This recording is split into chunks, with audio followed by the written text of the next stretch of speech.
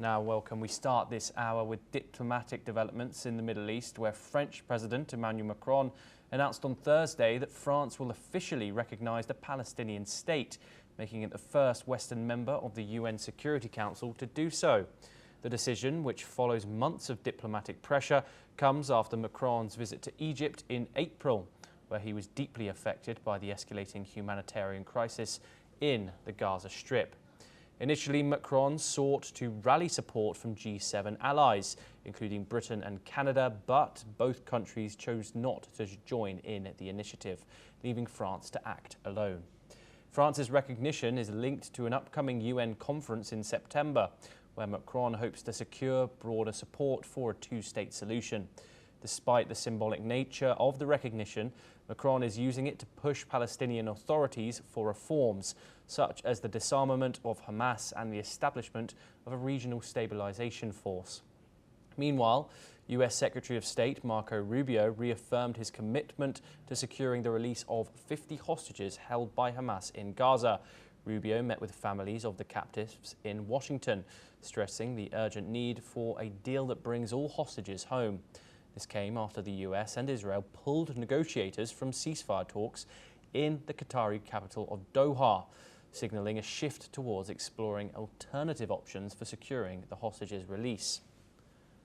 We're now joined by Yossi Kapelwasser, who is an Israeli intelligence and security expert. Thank you very much, Yossi, for joining us. He joins us live from Tel Aviv right now. Thank you for having me. Of course, Yossi.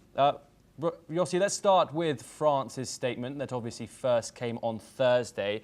France just became the first permanent member of the UN Security Council to recognise Palestine, the first member of G7 to recognise a Palestinian state. Macron here has had no success in convincing others to do so far. Even if Paris does break ranks here, how does Israel avoid deeper diplomatic isolation? Well, we are not worried about deep diplomatic isolation at this point because of what Macron did, or what he announced. He has not done it yet. I think that the problem is not the isolation. The problem is the negative impact this is going to have on the prospects of having any kind of peace between us and the Palestinians in the future. If somebody is going to determine or predetermine the result of a negotiation between Israel and the Palestinians about peace, then it's not going to be helpful because the Palestinians will not show any flexibility. They would believe that their problems are going to be solved by foreign parties. This is bad for peace in the Middle East. That's what I'm concerned with. And on top of that, the timing is terrible because it shows that it pays off to carry out terror attacks against Israel. The horrific terror attack of October 7th pays off for the Palestinians.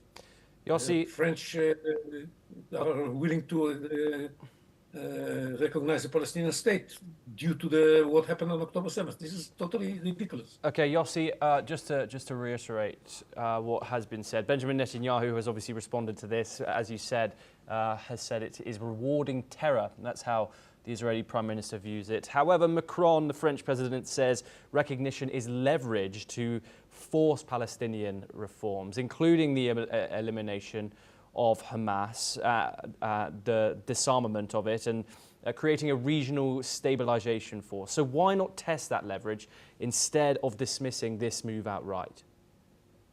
Because he did not condition the recognition of the Palestinian state on all of these moves that he expects the Palestinians to do. He's going to recognize the Palestinian state even if the Palestinians do nothing.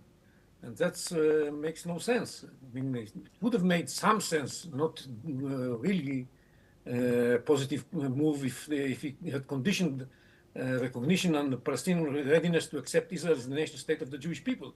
If he would condition that on the Palestinians stopping paying salaries to terrorists. The Palestinians, the Palestinian authorities paying salaries to terrorists who are serving time in Israeli jails. And for terrorists who lost their lives while they were carrying terror attacks, the Palestinian authorities is paying them stipends and salaries. This is the organization you want to recognize as a state. Well, what's the logic here? If he would have been able to say that in return to my recognition, they are going to change the way they are behaving and recognize Israel as the nation state of the Jewish people, that would make some sense. But this is not the case. And this predetermining the results of the negotiations and creates no incentive for the Palestinians to do anything because he's already recognizing. Yossi, so why would the Palestinians do anything? Yossi, obviously, we saw Macron's efforts to try and get Britain and Canada to do the same. They have so far said that they will not do so. However, international pressure from governments is mounting on Israel. Do you see pressure rising further, and will Israel take action and acknowledge this international condemnation as pressure mounts against the Israeli government? We also obviously have pressure from the Israeli people, where a poll just came out that 82% of people want to see an end to this war in Gaza. What are your thoughts, Yossi? Everybody wants to see an end to this war in Gaza. I don't believe that there's anybody who wants the war to go on. The problem is under what conditions. We were determined to make sure that the 50 hostages that Hamas still holds are going to be released, because without that there cannot be an end to the war in Gaza.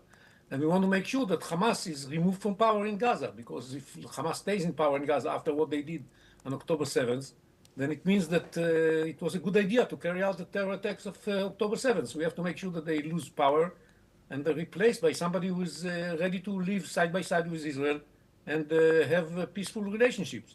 Okay. That's what needs to be done. If this is going to be acceptable, we shall stop the war. Now, by the way, Hamas refused the ceasefire offers that was presented to him by the mediators, including Qatar and Egypt and the United States.